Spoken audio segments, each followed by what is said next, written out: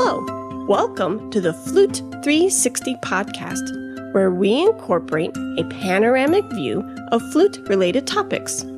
I am your host, Heidi K. Begay, and this is episode 80, The Fundamentals of Extended Techniques with Robert Dick, Part 2. Today's sponsor is brought to you by J&K Productions. Did you know that not only are they a production company for podcasts, but they are a recording company for musicians? Any musical recording needs that you may have, J&K Productions can fulfill that need. They have all the necessary equipment and expertise to record your next flute recording for college or graduate auditions, competitions, summer festivals, or a flute album. J&K Productions can record any setup imaginable, from solo flute, small chamber, flute and piano, and much more. Consider J&K Productions for your next recording project. Contact them at jkproductions.media. Hi everyone, welcome back to another episode. We are on episode 80. And Mr. Robert Dick has been so kind to share his wealth of information and knowledge. If you have not listened to episode 79, go back and take a look at that. And today for episode 80, we are going to start off with microtones. Okay, hi everybody. I'm really happy to be back. I'm glad you're back too. So, our flute has been built to play half steps. And this is a radical thing for its time. Finally breaking free of the D major scale fundamentally. But there's a lot of music that needs smaller intervals than that. So instead of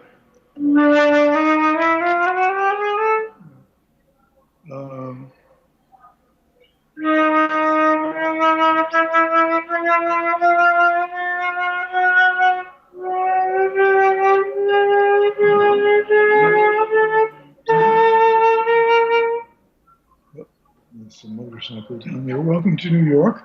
Yeah. And now a lot of the quarter tones can be made in a very easy way, which is to simply slide off of the center hole in your open hole keys and keep the ring down. Now, when Louis Lott invented the open hole flute, he wasn't thinking about quarter tones, but and they're not clinically perfect, but they sound fine. So, yeah. Now, where you don't have these open hole keys available, then our options are either to bend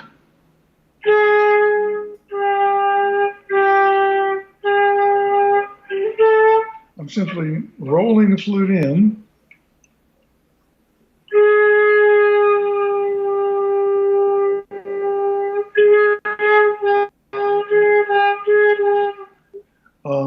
or we can use cross fingerings, which sometimes get pretty Byzantine. The Kingma system flute was created to sort that out. And with the Kingma keys, you can have an open hole key where you can't put your fingers. And this is not a Kingma system flute I've been playing, but I've got one right here. Hang on. Okay.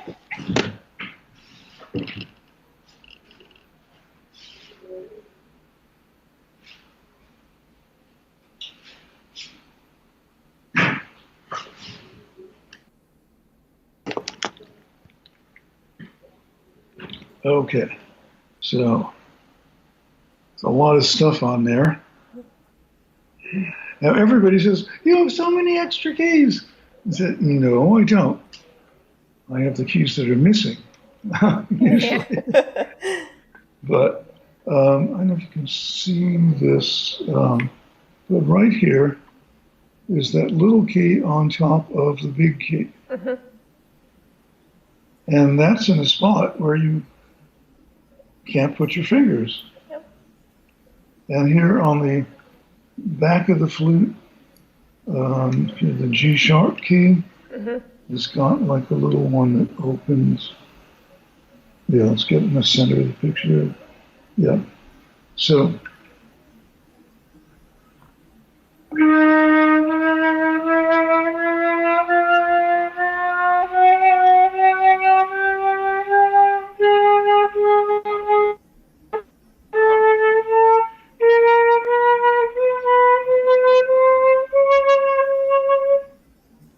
life is simpler.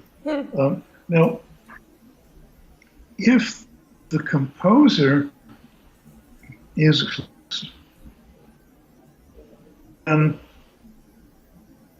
the composer will done her or his homework and decided whether or not to use a cross-fingered quarter tone for musical reasons. You know, if you want to sound more Japanese, the cross fingers are better. You know.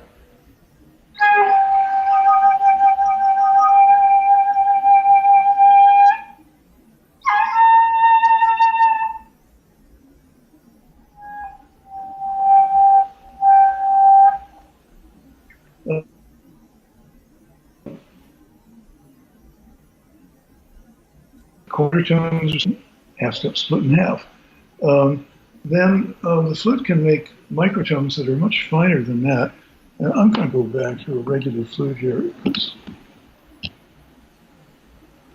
easier to see. Now, when I was writing the other flute, I had this idea one day. It was so simple. It's called microtonal segments. In that, let's say we're going to pretend we're playing a low A, and then we'll open the center hole of the A key. And now we'll leave that center hole open and pretend we're going to play a chromatic scale.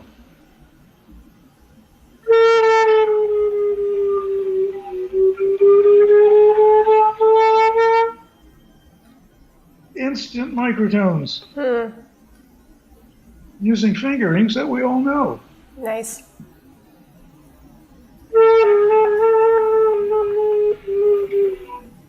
So now if we use, instead of the small hole, the large hole, just left the A key up and pretended it was a chromatic scale.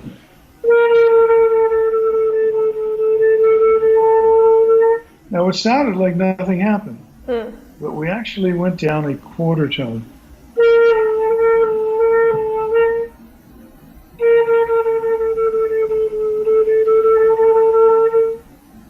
In 1, 2, 3, 4, 5, 6, 7, 8, 9, 10 steps.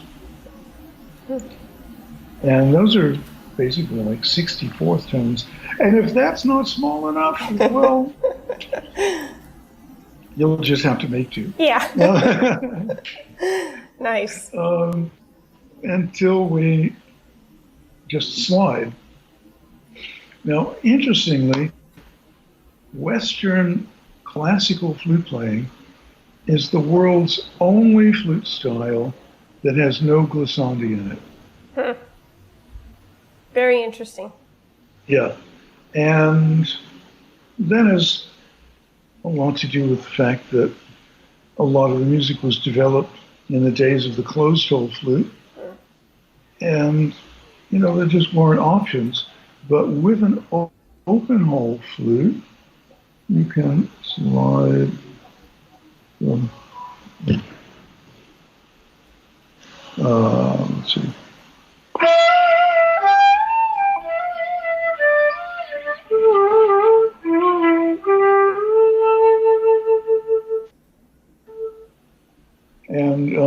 And of course, if you want to play the blues or things like that, you know.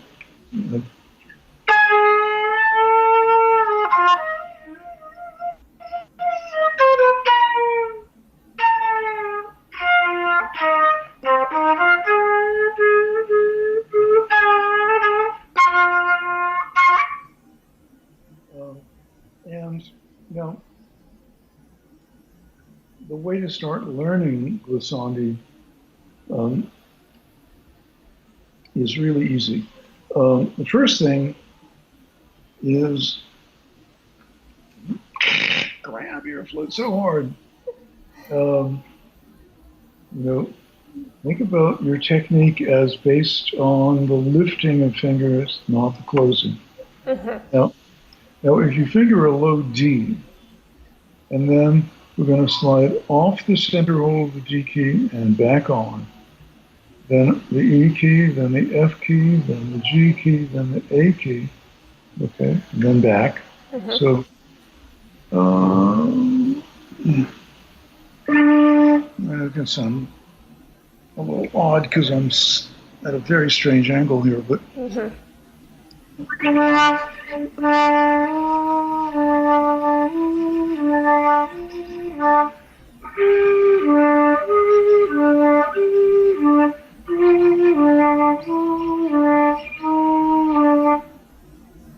Well, then, in order,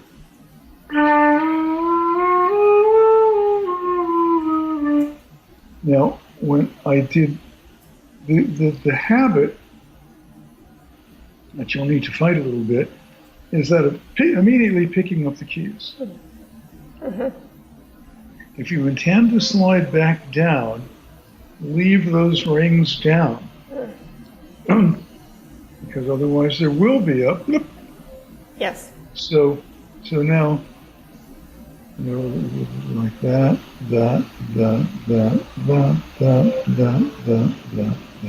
Okay.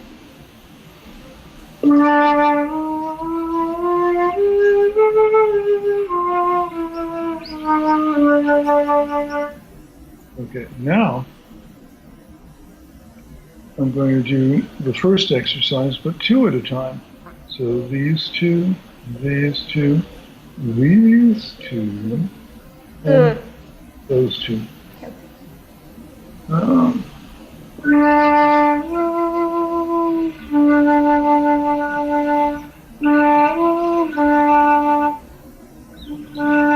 on, brain.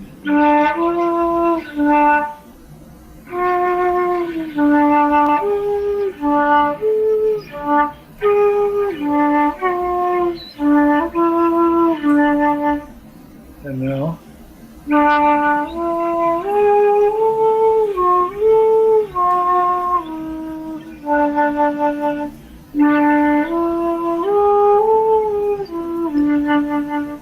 Okay, and then let's try to make it more continuous. Yes.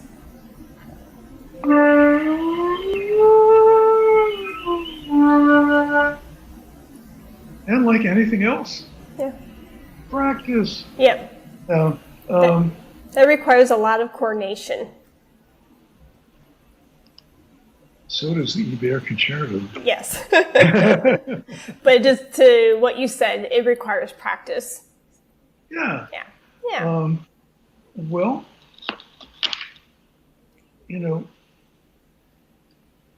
practicing should be joyous. Yes. You're doing what you're supposed to be doing. Yeah. The thing that comes from within. And, look, I'm no different from anybody else. There were plenty of times where I had to grab myself, you're going to practice now. I don't want to. Do you really think I care? Yeah. Yeah. No, it's fun. Use the other hand and grab your belt and frog march yourself into the practice room. Yeah. In a few minutes, you'll be glad you did it.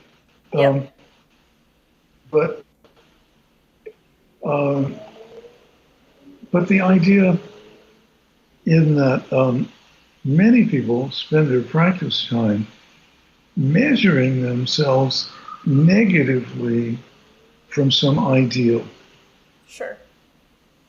They think there is the perfect flutist. She wins every competition, every job, and she can play them all at the same time. She could play five excerpts at the same time. Well, if such a person existed, she probably would be saying the same thing. You know, I work on these things one at a time and then I put them together.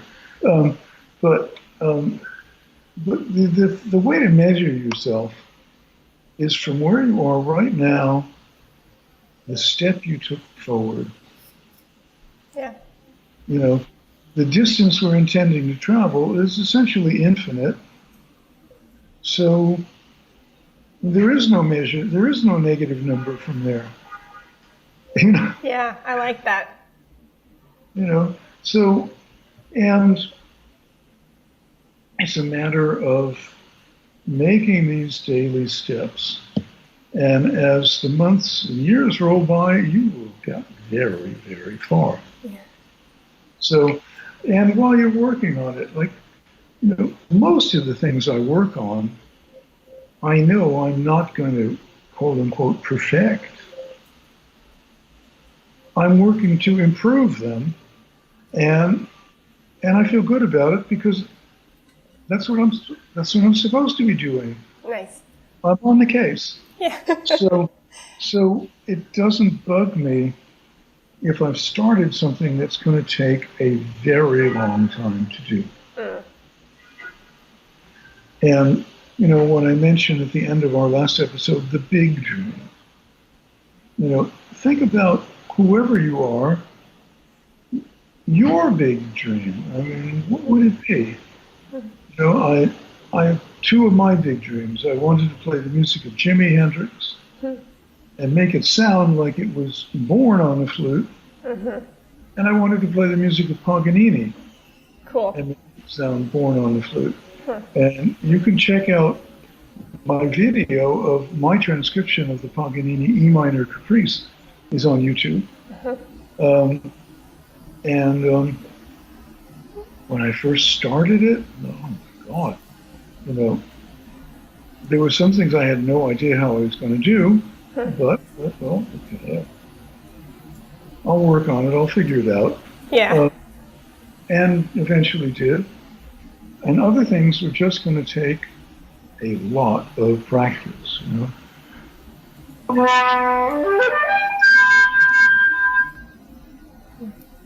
That lick, if I haven't played that 10,000 times in my life, I haven't been counting. Okay.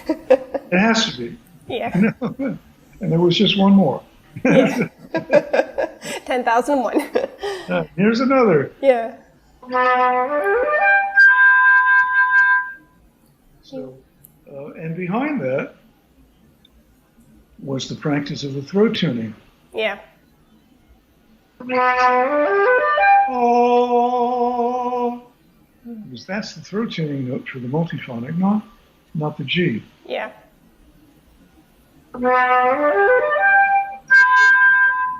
So, and the first time I walked out on stage to play this,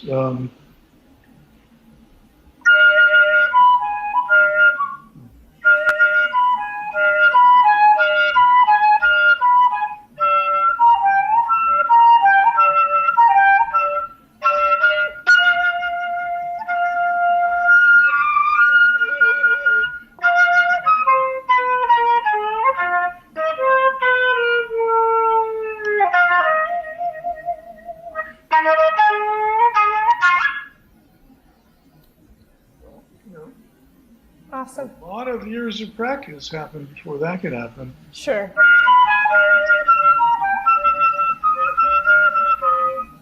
Okay. No, it is. Anyway. Yeah. And so, but that was things I was working towards in those periods, and many, many other things happen along the way that could be used and played in public a lot sooner. So if you want to play jazz, if you want to play the blues, if you want to do world music kind of stuff, well, then the glissandi are going to be absolutely necessary. And the ancient trick of getting a little nose grease on your fingers is not a bad one. Yeah. A little nose grease or back of the ear. Yeah, but make sure you do it in a classy way. Yeah. You have to do that while you're in front of people. Do it the Ron Paul way. Well, I saw Ron Paul play the Prokofiev Sonata, and and he finishes the second movement, and he goes.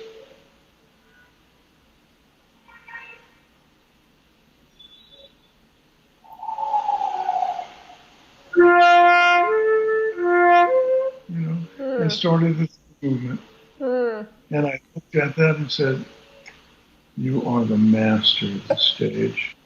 Look at that." He picked up the nose grease and he looked so soulful.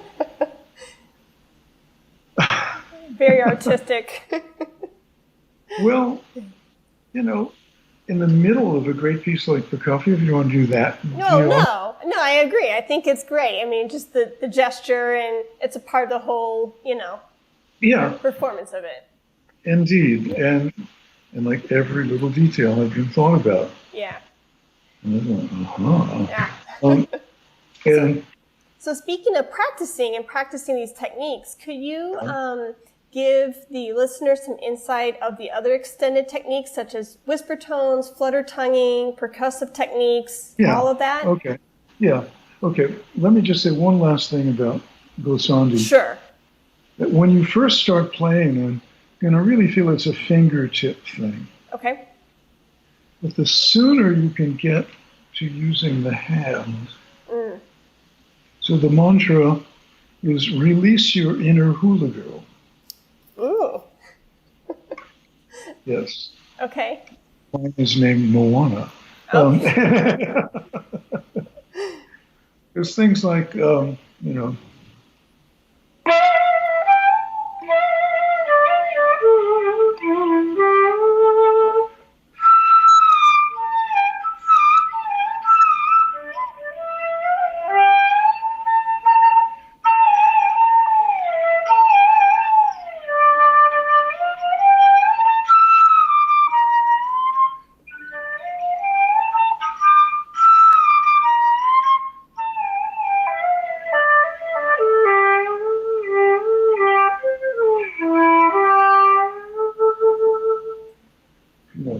it's musically so much more fluid. And again, the hand is meant to be used as a hand. The hand is not a bus depot with 5 parking spots. And it's not a palm with 5 independent agents. Yeah. It's meant to really be used as a whole. Neat. And that's a big key to long-term technique. I've been playing the flute. It's almost frightening how long it's been. In November, it'll be 62 years. And I think that qualifies as a long time. Yes. And so I feel like I've gained a perspective on long-term technique. And I learned a lot along the way about hand position, that to have it as natural as possible. Your body is correct, not the flute. Yes. And so basing things on the natural, relaxed position of your hand, getting the flute in there with as few changes as possible. Is incredibly important. And watching old players, really old players, I'm not that old yet, but really old players, playing great. These are the folks, because their technique not only worked, but enabled them to keep improving. And my personal goal is to be the baddest 95-year-old flute player there ever was. Nice. And from there, I hope to be the baddest 100-year-old flute player there ever was. And with the idea that there's no reason that you should ever stop improving. Sure. And a lot of times people stop themselves because of hand position. I see. All those flute players out there playing with a straight pinky. That's okay when you're on these foot joint keys. When you're on the D sharp key, curve that finger. Yeah. And, if you take your right pinky in your left hand, hold it straight and move your fingers like you're playing the flute. Okay, feel what that feels like. Then curve it and move your fingers. There's a very feelable difference. And this feels a lot better. Now, doing that once is essentially meaningless. Yeah. How many times are you going to be wiggling your fingers in your lifetime? Many millions. Yeah. And over those millions, that little difference is what causes some people to kind of go up, and then in their 40s, they level off, and then in their 60s and 70s, they go down, and in their 80s, they're done. Other people just keep getting better. And so there are many, we could do a whole podcast on hand position sometime. Sure.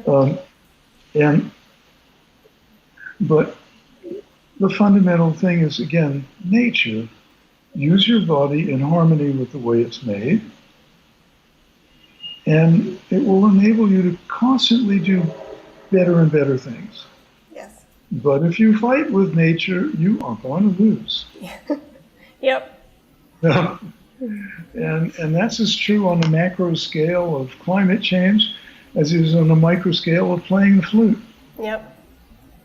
Fight with nature, prepare to lose. So, okay, now, the extended technique most people ask about are multiphonics. Yeah. And of course, that was the first one I asked about when I was 9 years old. Don't we do 2 notes now? Yeah. Yep. So now there are many mistaken assumptions about multiphonics. Right.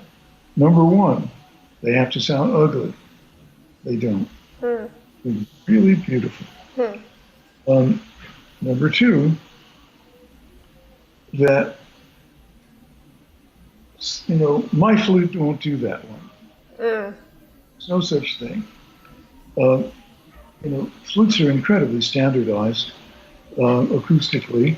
A good flute is a big help. There's no question about that. But the differences in flutes that matter are C foot or B foot. If the fingering goes for a B foot and you've got a C foot, well, you need a B foot. Yeah.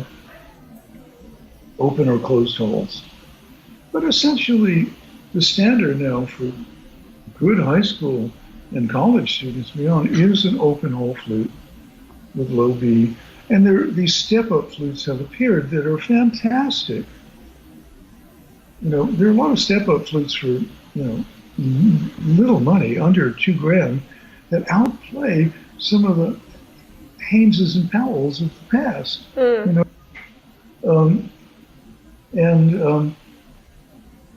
Not all of them, but some of them. But still, with a good head joint, and a lot of them come with very good head joints. So having an open hole B-foot flute isn't that hard anymore. Okay. And then the only other difference is you have that or a Kingma system flute. And so the assumed standard today is a regular Bame flute with a B-foot and open holes. And my personal recommendation is with an offset G. Okay. Because, again, the hands. Your fourth finger is shorter than your third finger. Yeah. There's somebody out there, someone at the planet. For the rest of us, it's some variation on this. Yeah. So now, so here are a couple of multiphonics. Here's the one that everybody starts with, and which I'm going to teach. Okay.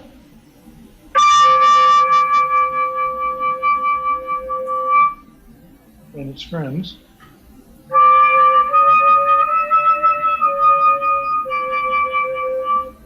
Those three are like inseparable school friends. And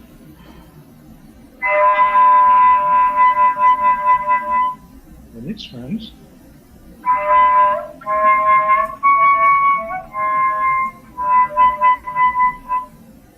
A loner. Okay. Some big intervals.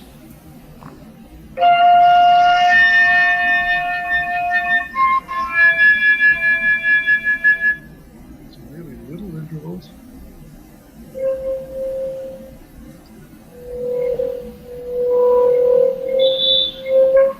Everyone's a critic. The famous multiphonic that was the first one for the Baron Flute.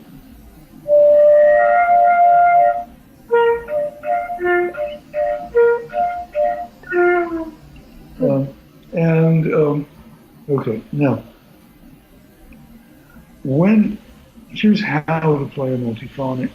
There's a little method to use.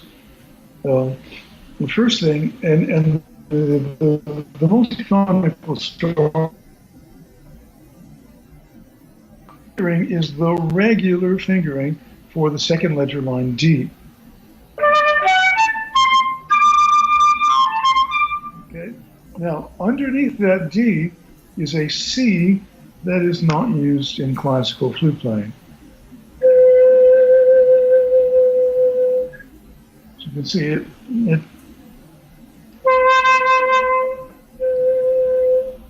Now, of course, if you wanted the flute to sound like a bamboo flute, that C would be a better choice than the regular C.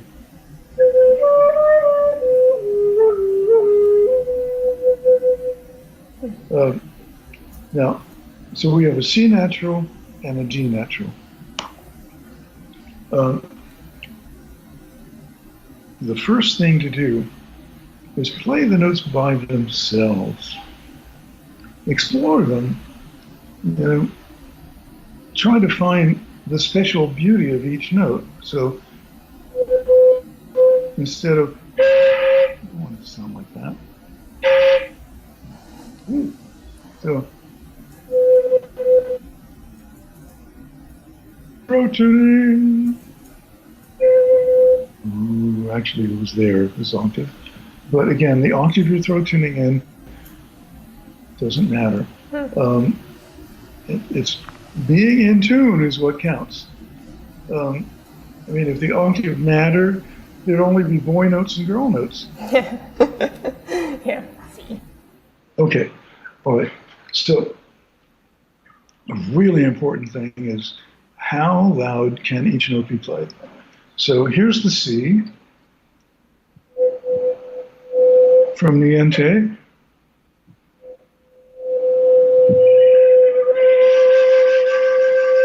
And that's as far as it's going to go.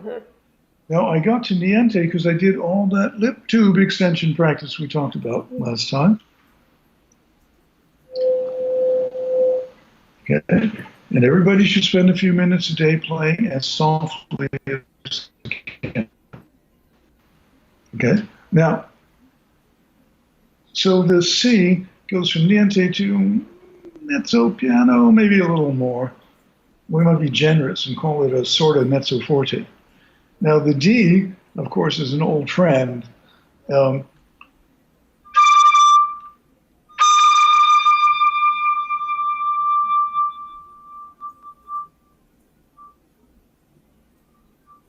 So it goes from at least triple forte down to niente. So now with this information, we can put the multiphonic together. Okay. So We want to make this little imaginary bar graph. So like if this is silence and loud is that way. Okay. Okay. So the C goes to there and the D goes to there. Okay. Now the multiphonic is only going to go in the zone where both notes can be. I see. So trying to whomp into this one at 5Fs is not going to work because the C can't come along at that volume. So you pick a dynamic within the range of the weaker note. Okay. And many multiphonics are pairs of notes, a stronger one, a weaker one. It's a no-brainer which one is which. Stronger is on the top, weaker is on the bottom. There are some exceptions, but they're pretty rare. So, and this one is a real typical, very typical multiphonic. So now, it's a lot smarter to start at mezzo piano than at niente. So we'll start there. Now, the big secret is you keep the air steady. Most flute players try to balance the multiphonic by, you've got the top one, the bottom one disappeared. Well, better cut back on the air. Well, look at that, the bottom one came back and the top one disappeared. Okay, better give it some more air. Drat, the bottom one disappeared again, but there's the top. And you can chase your tail forever. So the big secret is the air is the part that doesn't change. You balance the multiphonic with the throat tuning and the embouchure. Now, how do you do that? So number one, I'm telling myself I'm going to blow at mezzo piano, maybe a tiny bit more, and not change it no matter what. So I can count on that. The air is the foundation of the sound. And sounds familiar, doesn't it? Yes. Flute playing. Yep. Whether you're playing one note or five, it's flute playing. The air is the foundation of the sound. So then, the throat tuning, it goes on the weaker note, not the stronger. That's probably the greatest challenge in multiphonic playing, because it's a lot easier to hear the strong note. And the strong note is reaching down your throat, trying to pull your vocal cords to it, because it is stronger. And resonances are fabulous things, but they don't know how to share, and they never learn.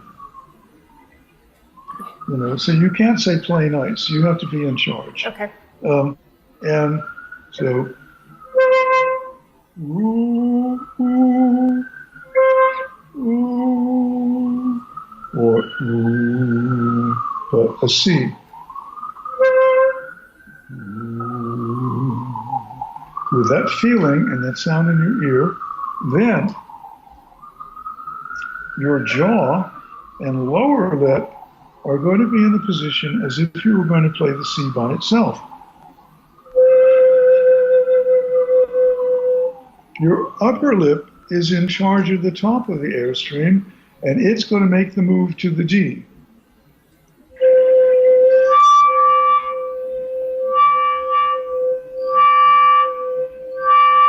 You see that happen? Fine.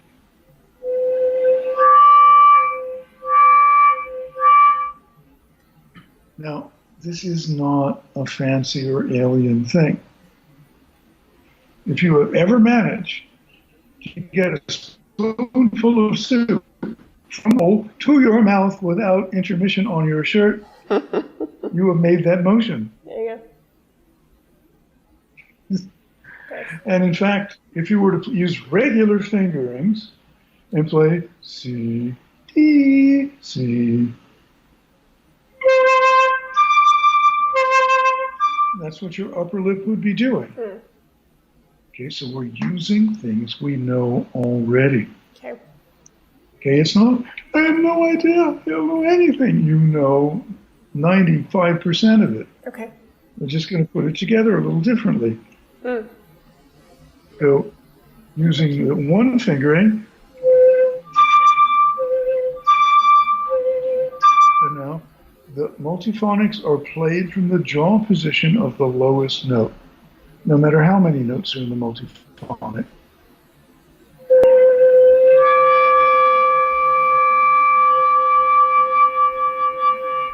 And there you have it. Perfect. And now there's a video on YouTube called Your First Multiphonic, which will review that lesson. Okay.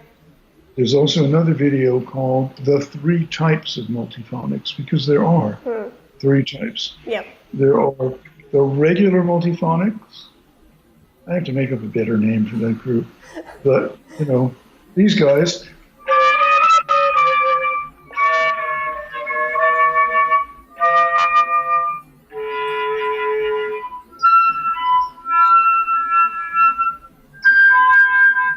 Okay. Thousands of them. Then there are the small intervals, which are the whole step and less. And in a small interval multiphonic,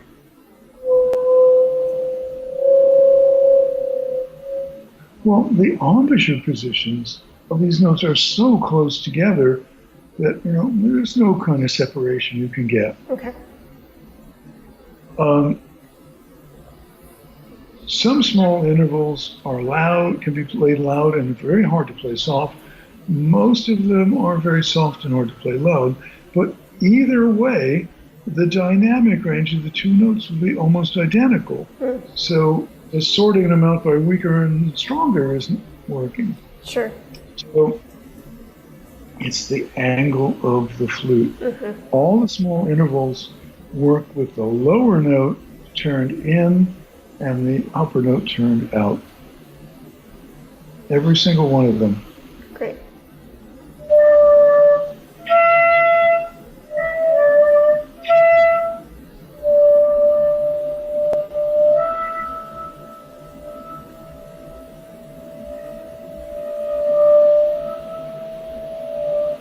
So keeping the air absolutely steady, and that's a practice of its own. The oldest exercise that I'm aware of in flute is light a candle and blow on the flame and keep it blue. Yeah. I was taught it with matches, but the problem with matches is if you don't do it right, the match goes out. Yeah. And if you do it right, you burn your fingers.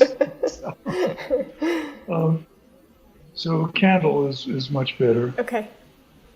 And there's a much more durable flame, but really keeping the air steady. Okay. Which is done with an abdominal motion. And now.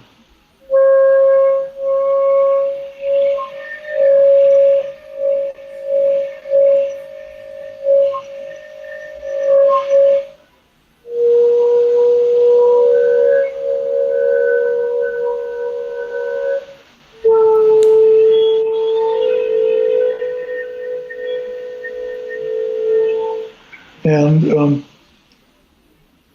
so throat tuning, put it on the lower note. Okay. It's the one that's going to go away more. Okay. So so I was playing an A natural and a B natural together. So throat tuning, ooh, is on the A.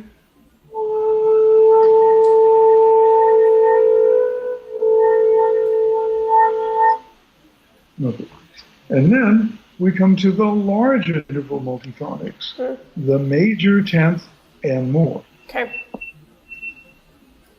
Which have their own production method, which is completely different. And it's really counterintuitive. Here we go. Here's a nice big interval.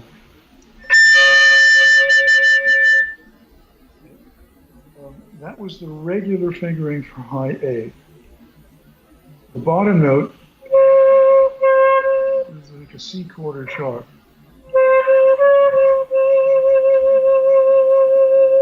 or a sharpish C. Now, in order to play this one, I'm going to use a single pitch airstream aimed only at the lower note. Okay. I'm not going to reach out with the upper lip. I'm going to push down. Okay. So, and then I'm going to blow.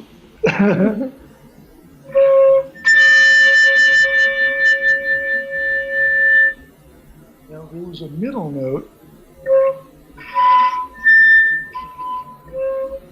I'm trying to bypass that. And if you don't blow strongly enough, you'll never get the big interval. So you can practice that one fingering will make 3 different multiphonics.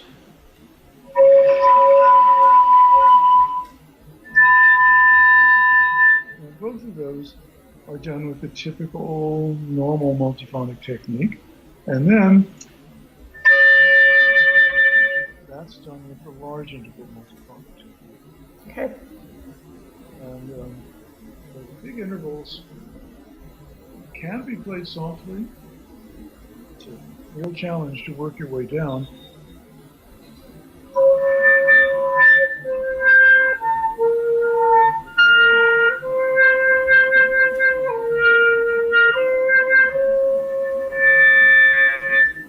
But they're at their juiciest, nice and powerful.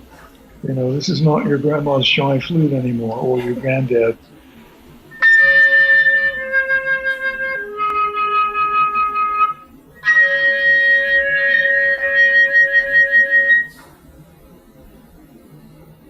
Very cool.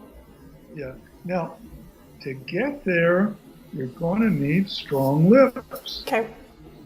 And that's why going to Natural Harmonic Boot Camp is going to help so much. There you go.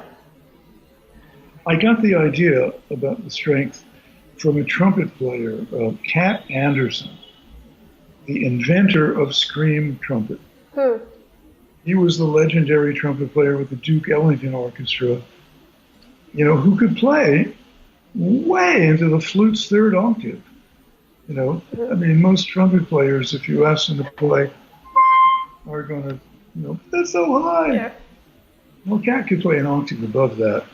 Wow. And I heard him do it.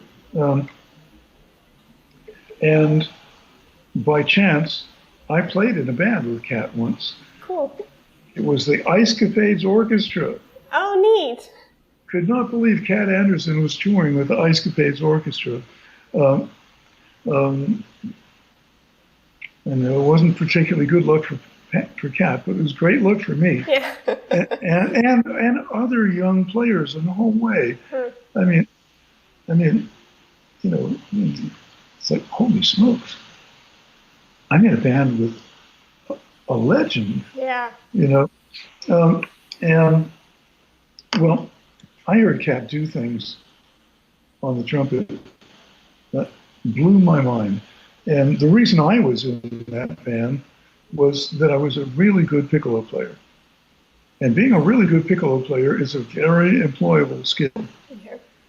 You know, there were lots of flute players in New Haven who could have played the flute chair, but the contractor hired me because I could really play the piccolo well and really well in tune. And I'd worked very hard at that. And so, I was the piccolo player in the New Haven Symphony for some years, you know, right after I graduated from school. And it wasn't my dream job, but it sure beat working at Kinko's. Yeah. And anyway, Cat had more muscle on the sides of his mouth than any player I'd ever seen. And I thought, look at that. He's stronger, much stronger than those other trumpet players. And he's so much more free. He can do things they can't even, you know, dream of. And when he does the regular stuff, he sounds like $14 million. Wow. You know, I mean, okay, I got the message.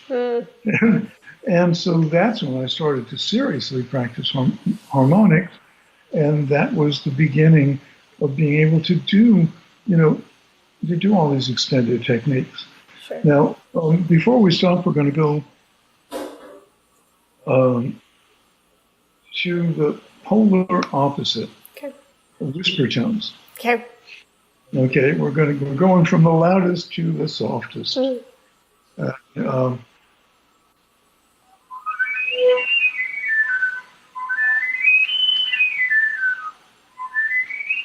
I hope they're coming through. Yes, they are. Okay, good. Now, whisper tones are in this weird acoustical gray area. There actually is a sort of, in that the whisper tones that will come out depend on the fingering you're using. But the air in the tube isn't vibrating. So it's like it's connected, sort of. Yeah. And the technical name for that is semi-coupled. Oh, okay. I mean, what's happening with the edge and this mechanism is sort of connected to the, but not completely. Okay. I mean, if we wanted to couple it, okay, now they're all working together. Everything's activated. But now there are two basic approaches to whisper tone practice. One is take the longest lengths of air, low B, and using the biggest lip opening you can make. I mean, think day one beginner. Okay. Okay? Because we've got to get the air going slower than it's ever gone before. I see. And if you were to blow on the back of your hand at the speed to make whisper tones, the air would feel warm. Now, if you blow on the back of your hand at the speed to play the flute, the air feels cool. So this is in the warm air zone. It's really slow. Okay, from an airspeed of 0, the first thing we get is whisper tones, then we get noise, then we get tone.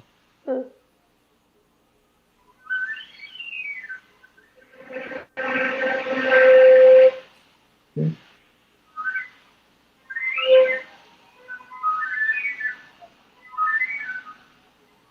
And I'm basically just kind of sweeping up and down.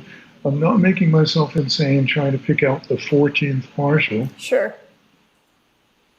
It's there, but Yeah. it's 2 molecules away from the 13th and a molecule and a half away from the 15th.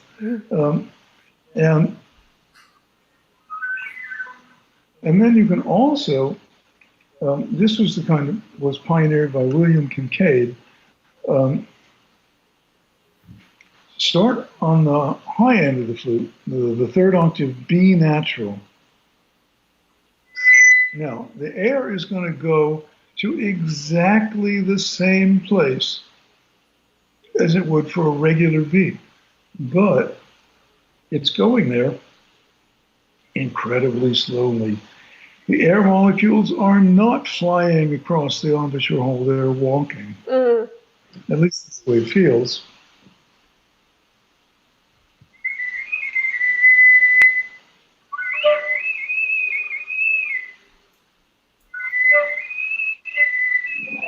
But I have to hear myself better.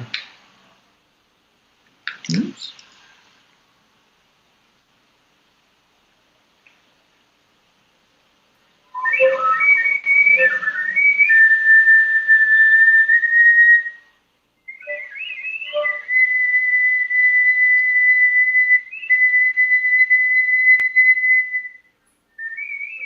Now, and you slowly want to work your way down the chromatic scale.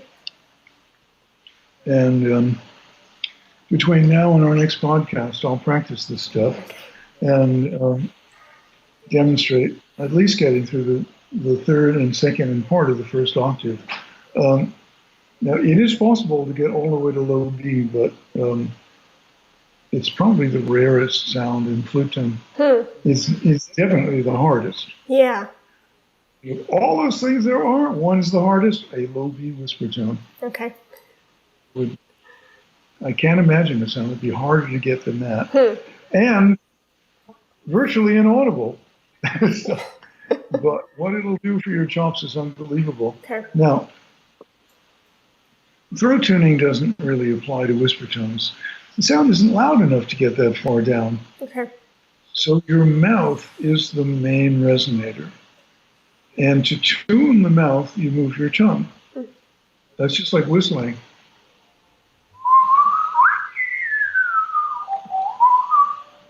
For those of you who say, "But I can't whistle,"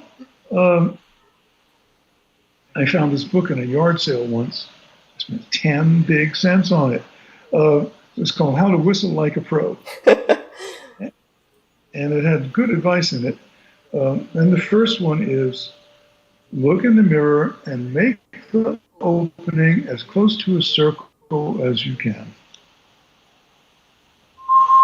And blow. Mother Nature will do the rest. But often people can't get a whistle, their lip opening is some bizarre shape. Okay.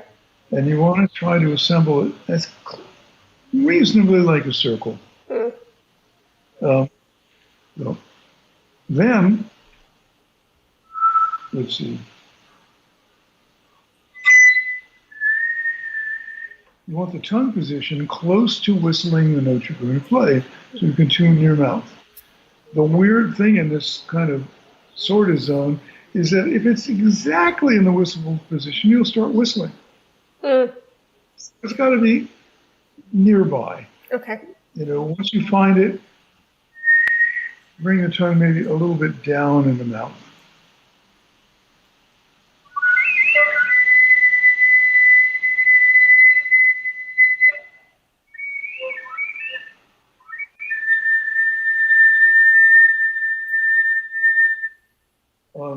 And as I said, we'll do that more next time. I'll put some practice time in. I haven't been working on them that much lately. And well, okay, all right. I've got to work on those whisper tones. By the way, there are 3 names for these sounds. They all mean the same thing. Okay. There's whisper tone, whistle tone, and flageolet. And you'll see flageolet in a lot of European scores. Okay. Now, technically speaking, whistle tone is the most acoustically correct, but I prefer whisper tone because it's more romantic. Okay. And really, for no other reason. Yeah. And now, your life as a professional is very much like the circus act with the sticks and the plates spinning on them. There's so many things to do. You can't practice everything every day. Right. So, you're doing what you're doing, and then you might notice, like, oh, wow, those whisper tones need work. So, between now and next time I see you all, I will be there with the whisper tone dishes and the whisper tone sticks, getting them spinning nicely, and we'll take it from there. Nice. I have a quick question. So when I teach flutter tonguing, a lot of my students say that they can't roll their R's or roll their tongue in that way. Yeah. Could you give any advice on how to maybe produce it through the throat or another means? Because sure. I only know the... Yeah. Just for fun, we're going to do 2 methods of learning flutter tonguing. Okay. We're starting with the Julius Baker method. And I will leave nothing out. This is it in its entirety. I was 17, and I was playing something that had flutter tonguing in it. And that sounded horrible. And Julie's teaching was not based on explaining things verbally, so it was much more emotion-based. And so he rolled out one of the big guns, the shocked and hurt look. Okay, you're 17, and Julius Baker is looking at you like this. Those flutter tonguing. What's the problem?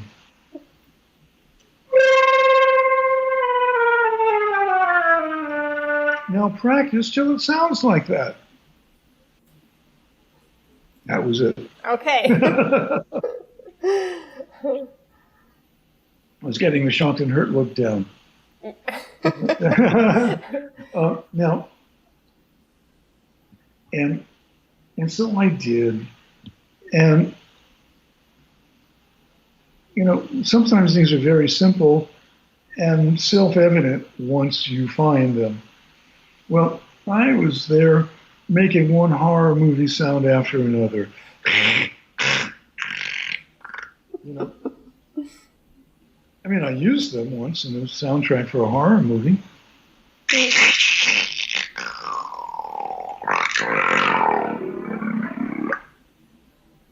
But that wasn't helping me learn flutter tongue. Sure. So,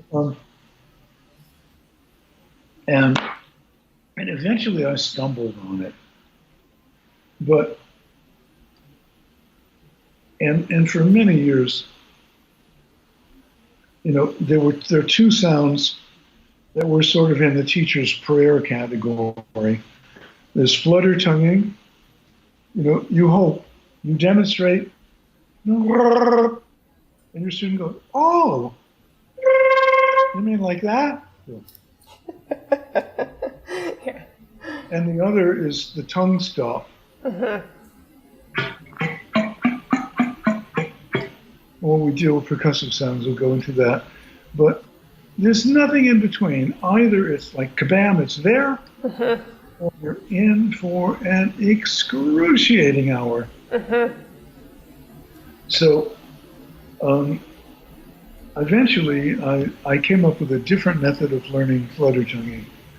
And it's easy. And as it happens, I have a glass of water here. And water is the only liquid to use for this, folks. Now, everybody can gargle. And what we want to do is make the uvular flutter. The thing hanging down at the back of your mouth is called the uvula. U-V-U-L-A.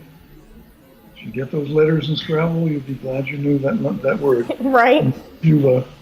And then because otherwise you go like, I've got two U's and a V. You know? So then it works better. The flutter is back in the mouth, so you can put the sound together, and you can really get the low notes fluttering that way. The tongue is much harder to do, and has a much bigger noise component in it. So learning the uvular flutter is what. Now, okay. the important thing about, so you take a nice mouthful of water and gargle, and this method involves 30 seconds a day of practice, no more. Okay.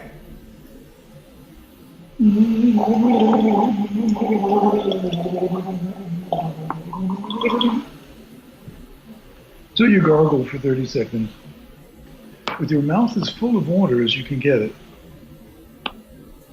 And then each day, in your 30 seconds, gargle with a little less water until you're gargling with almost no water.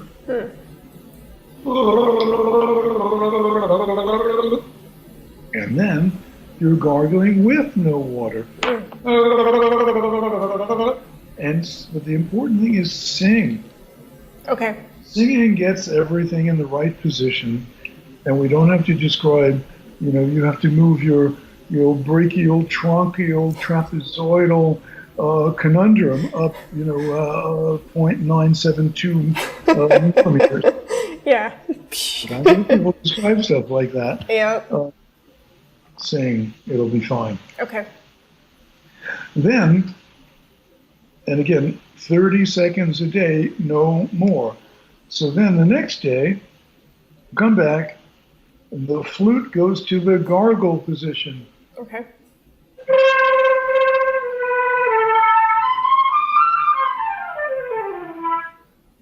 And play for about 30 seconds. Oh, I'm sorry. I jumped ahead of myself. That's okay. With singing. Go to gargle and sing and play the flute. Okay.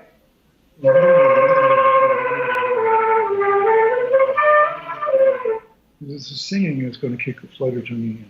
Okay. Now, each day, come down just a little bit, however long it takes, it doesn't matter. Okay.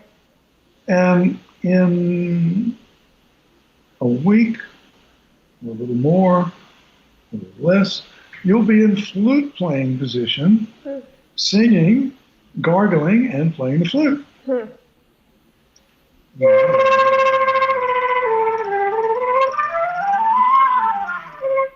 Okay, then the golden moment comes, you just stop singing.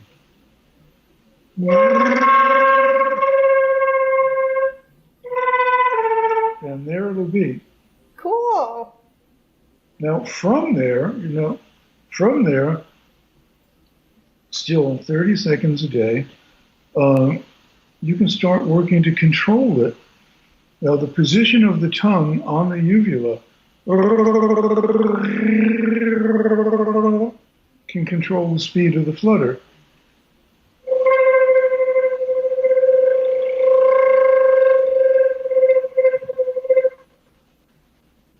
The pressure of the tongue on the uvula controls the texture.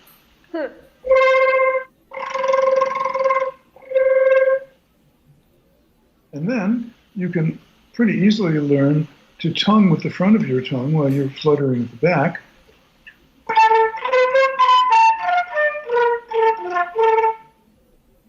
That's actually in a lot of pieces like the Barrio Sequenza.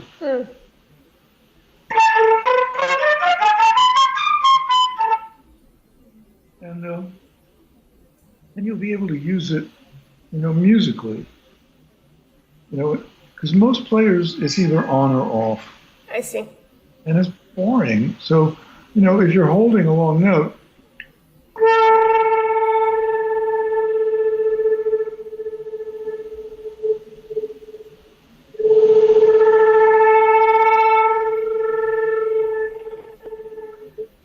you can really make changes. Now, the best way to describe what I was doing, because you can't see anything, is to sing through it.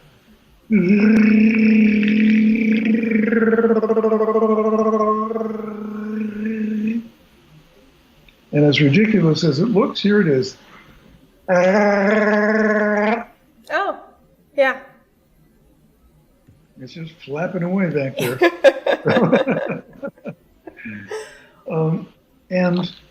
And again,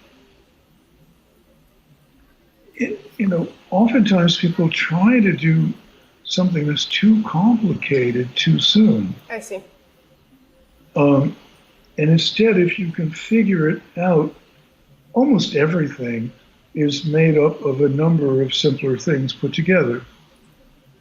So figure out what the simple things are and learn them one at a time and then put them together. Yes. Now, this was a genius idea that came from a really wretched person, Henry Ford. Oh. Henry Ford was a despicable human being, but he created the assembly line based on the principle of, he said, there's no task that's so complex that it cannot be broken down into a sequence of simpler tasks. Yep.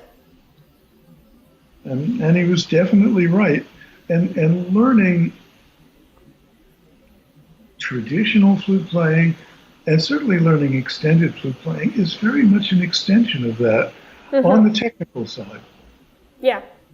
Now, on the spiritual side, it's a whole other thing. And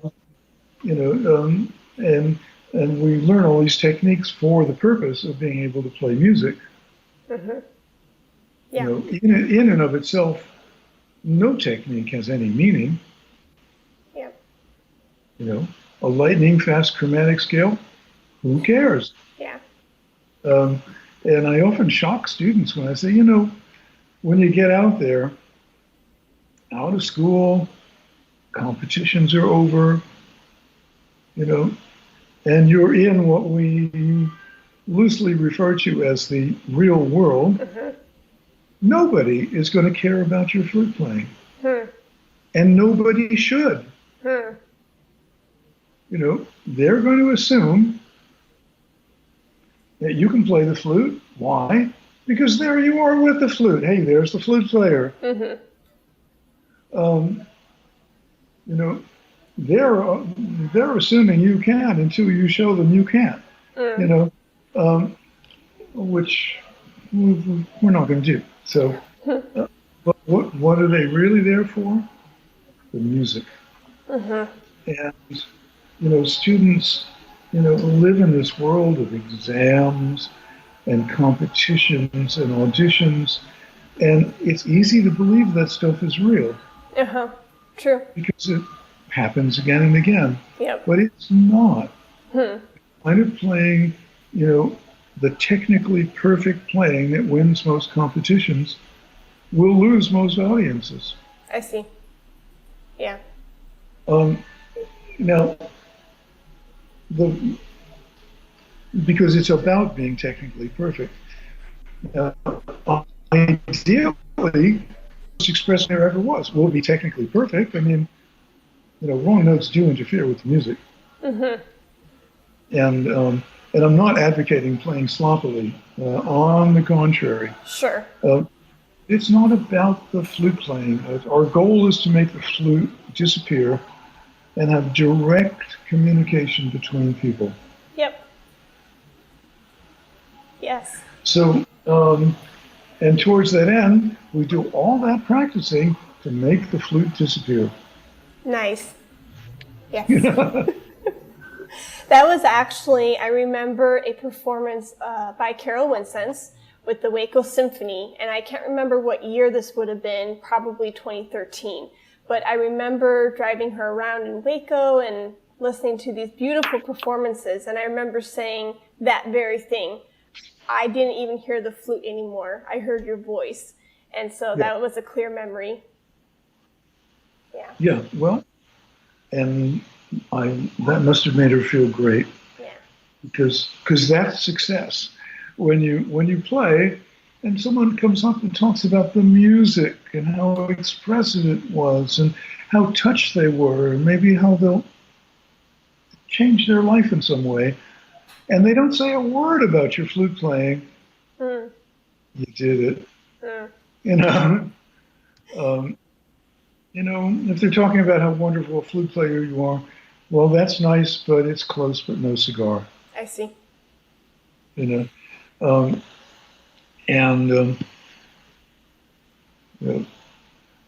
So I think we're sort of kind of come to the end of this podcast. Yeah, I was going to say on that note, I think that's a beautiful way to end episode 80. Yeah, which I'll remember all my life.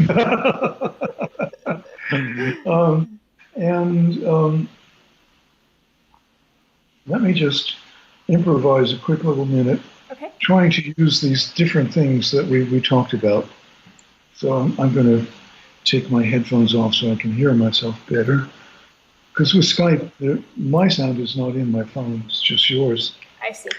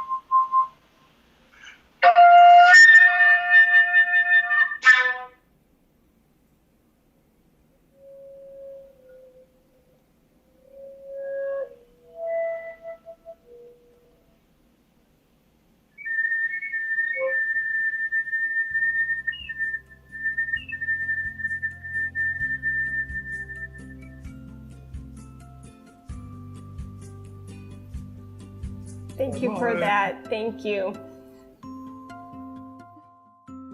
Today's sponsor is brought to you by J&K Productions. Did you know that not only are they a production company for podcasts, but they are a recording company for musicians? Any musical recording needs that you may have, J&K Productions can fulfill that need. They have all the necessary equipment and expertise to record your next flute recording for college or graduate auditions, competitions, summer festivals, or a flute album. J&K Productions can record any setup imaginable, from solo flute, small chamber, flute and piano, and much more. Consider J&K Productions for your next recording project. Contact them at jkproductions.media. Thank you for listening to the Flute 360 podcast. For more information, please visit HeidiKBegay.com. And if you enjoyed today's episode, please rate and review in the iTunes Store. Let's talk about flute.